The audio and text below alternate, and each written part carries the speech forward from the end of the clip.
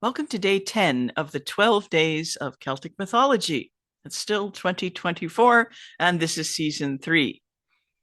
Important challenge announcement for Gemma Finnegan. You're on track to win if you complete the challenge, but I've not heard from you what your class preference is. If you've told me and I missed it, I apologize. Please tell me again. I only have about 3 brain cells left at this stage. And Patrick Hutchins, when I tallied the day 8 answers yesterday, I didn't see you. If you want to stay on board, get that answer in, and also get in touch with me to let me know which class. But you do need to complete the rest of the challenge in a timely manner, Patrick. No, good grief, I sound like a headmistress. So over and out. If you're enjoying this series, why not take one of my online classes? There's almost always something on offer. Some classes have tiered pay what you can pricing, and there are usually a few scholarships available for the more expensive classes. To get notifications about classes and about scholarships when they're announced, you can go to my website and subscribe to my newsletter or follow me on my Patreon page. Let's catch up on our story. Matholwch, the King of Ireland, has married Branwen, the sister of the King of Britain. Branwen's half-brother Evnisian did a terrible thing. After the wedding, he slashed up Matholwch's horses. Bran and Matholwch did their best to patch things up, but after the couple returned to Ireland, old resentments surfaced, which resulted in Branwen being banished to Matholwch's kitchen, where she endures a daily beating from the butcher. So let's find out how Branwen is bearing up. Branwen passed 3 years in the plight we described. But in that time, she formulated a plan. Birds sometimes came to the edge of her kneading trough to beg for crumbs of dough, and she encouraged them, and she tamed a little starling, a bird famous for its ability to mimic all sorts of sounds. She taught the bird to speak, and in time she sent it to her brother, carrying a letter tied to its wing. She told of all the sorrow and disgrace she was subjected to. The starling flew to Britain, and it found Bran and showed the letter tied under its wing. Bran realized that it was a tame bird and read the letter, and he was sore distressed when he read of his sister's suffering. Bran sent messengers to every part of the island to muster an army. Every man who owed service as a rider or foot soldier was pressed into action. When he had an enormous host gathered, Bran stood towering over them, and he gave a right rousing speech concerning Branwen's mistreatment. A council was held, and it was decided to make war on the Irish.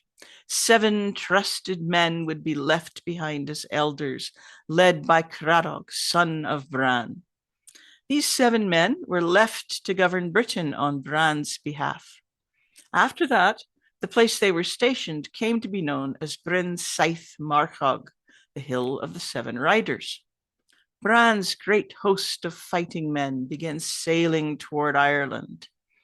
The sea was but small in those days. Indeed, at one time, there was nothing except 2 rivers called the Llŷ and the Archen, separating Britain and Ireland. Bran easily waded across among the ships of his army, carrying the stringed instruments of his minstrels on his back to keep them dry. One day, Matholwch swineherds were herding their pigs near the shore when they saw this host approaching, but they didn't understand what it was. They went to Matholwch. "What news?" he asked them. "May you prosper, my lord. We bring strange news, my lord," they said. "We have seen a forest upon the ocean, where we never saw any tree before." "Strange indeed," said Matholwch. "Was that all you saw?"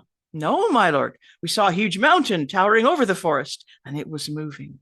On the mountain was a high ridge with a blue lake on either side of it, and all of it, my lord, was moving." "Well," said Matholwch, "if anyone knows what it is, it would be Branwen. Go and speak to her." So messengers were sent to Branwen, who relayed the swineherd's claims. "Lady," they said, "what could it be?" although I'm no lady now, she said. I can tell you what it is. The men of the island of the mighty coming to Britain, having heard how I am mistreated and dishonored. But what was the forest we saw in the ocean, they asked. 'Twas the alder masts of the ships and the sail trees of the ships, she said, gazing into the distance. But what was the mountain we saw? That was Bendigeidfran, my brother, wading across the sea, for no boat can contain him.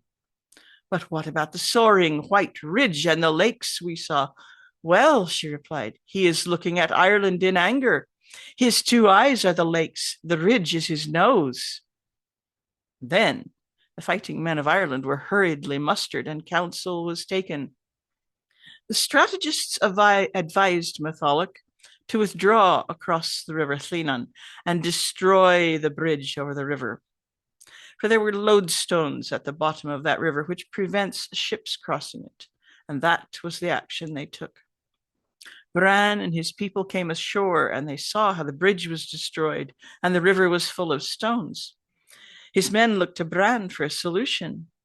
Let he who would be a leader be a bridge, said Bendigeidfran, and I myself will be the bridge. That was the first time those words were spoken, and it is still a proverb to this day.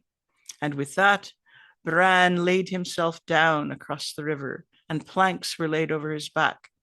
And his armies crossed the river. Just as Bran was getting to his feet again, Matholwch's messengers arrived from Matholwch. Matholwch sends only greetings and good wishes to his kinsman Bendigeidfran, they said to him. He wishes to make it known that he will give the sovereignty of Ireland to Gwern, son of Matholwch, your sister's son. Further, he will pay you compensation for the harm done to Branwen and the insult to her honor. This he will either do here or in the island of the mighty, whichever you prefer. Only say the word. Perhaps, said Bendigeidfran, I might take the kingship of Ireland myself. I will wait for an answer offering me better terms. So the messengers left Bran to tell Matholwch what he'd said. So it seems to me that both kings are in a very dangerous position, but we'll have to wait till tomorrow to see what they do next. I spoke a little yesterday about meaning versus symbolism. While symbols can help us interpret myths, myths are more than symbols. A wise pagan philosopher called Sallustius once wrote an essay called On the Gods and the Cosmos. One of the more famous lines in that essay goes like this: to conceal the truth by myths prevents the contempt of the foolish and compels the good to practice philosophy. He also said, now these things never happened, speaking about myths. These things never happened, but always are. And mind sees all things at once, but reason or speech expresses some things first and others after. So I think he's talking about the narrative line of the myth with the reason and the speech. We might say that myth is an attempt to put that which always is into a narrative form. Myth uses story to help our minds feel our way toward the always is essence of the truth and the gods. But narrative in myth, I believe, is in service to something more than a good story. The plot points may be interesting as the hero goes on his journey or the sailor undertakes his imra, but the truth is often standing in the spaces between the plot points. Our habit from reading fiction is mostly to read for identification. When you read books and watch films, notice how you do that. Most of us identify primarily with one character. Successful fiction is often constructed to encourage us to do that. We feel that we have a lot in common with the anti-hero or the oppressed female character, or we long to be beautiful and engaged in romantic intrigue, or to be on a great quest or an adventure. Of course, myth can draw you into all of that too, but keep your wits about you and you'll get more out of it. Rather than wanting to be like one of the characters, or sympathizing with them because you think they have something in common with you. Pay attention to what's going on in the story as a whole, and you'll find a much more interesting set of layers. Get up above the trees and look down at the forest. What's going on in the story as a whole? Can you see causes and effects? What's the cause behind the cause behind the cause? So prepare for ambiguity and deep thinking. There are messages in myths. I believe there are layers of messages which reveal themselves as we need them, but they're not black and white morality tales. It's rarely useful to say, what is the message of that myth? Because myths are alive. Deep thinking will reveal surprising insights about justice and cosmology, honorable behavior, and those insights won't be simple. They're not cut and dried, they're nuanced.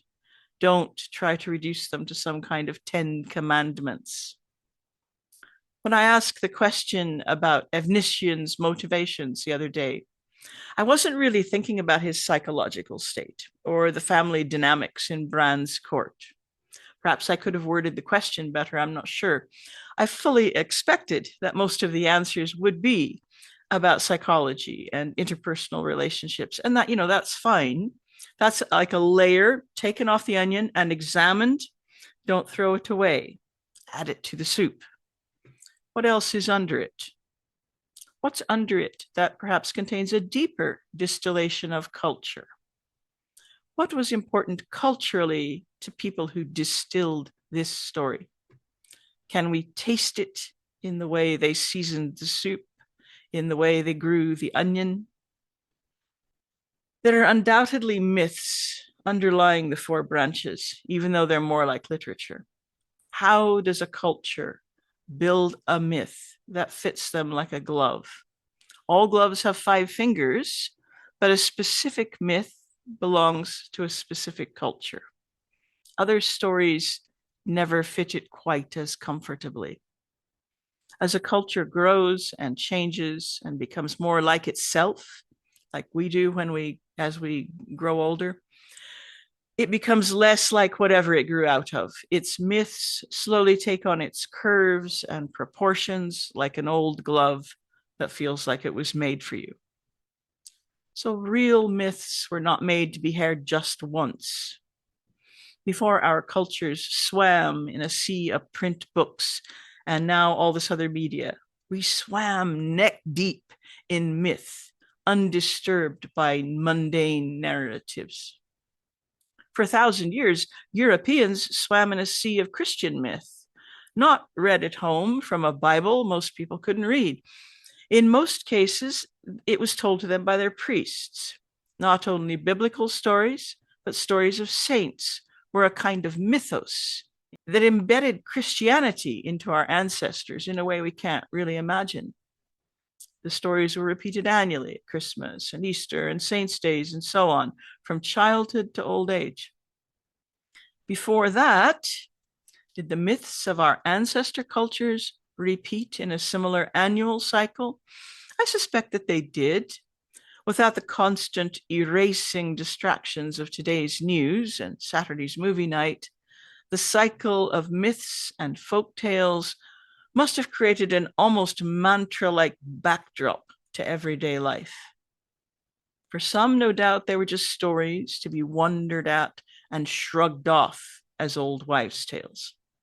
Those are the people Sallustius would call the foolish, the ones who don't practice philosophy. For others, for many, I imagine that the spaces between the plot points seeped into the spaces between their rational thoughts and allowed mind to see all things at once, to sense the gods. The dismissive shrug and the immersive experience of enlightenment are 2 possible responses to myth, but neither of these amount to practicing philosophy. Practicing philosophy might follow several paths. One is that which the classical authors might have called moral philosophy, the study of right and honorable action, of contrasting wisdom and foolishness, of contrasting good and evil. Those who like clear-cut answers and tales ending with a simple, obvious moral will be frustrated by Celtic stories. Motivations are often ambiguous, and characters are constantly faced with impossible dilemmas. Keeping one promise will result in breaking another, for example.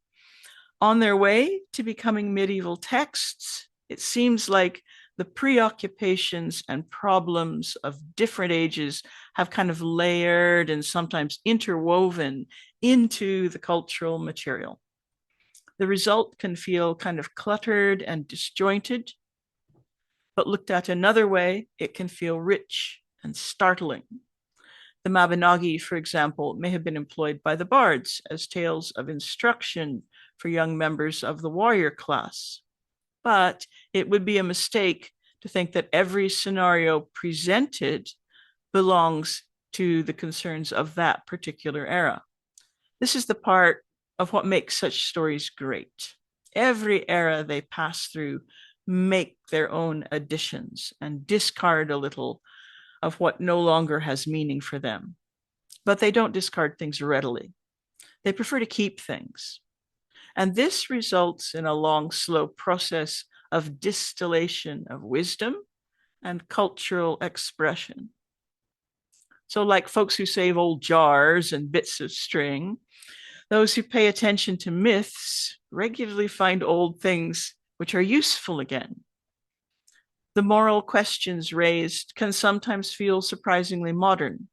Patriarchal attitudes, gender roles, and a questioning of the values of war and the heroic ethos sit alongside the more predictable lessons about loyalty and honor and chivalry and perseverance.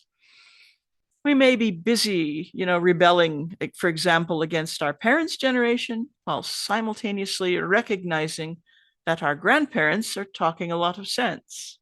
So that's why, in the wider sense of Celtic myth, it's not that good to discard what seems no longer useful, because later on it may be useful to the next lot of people who come along.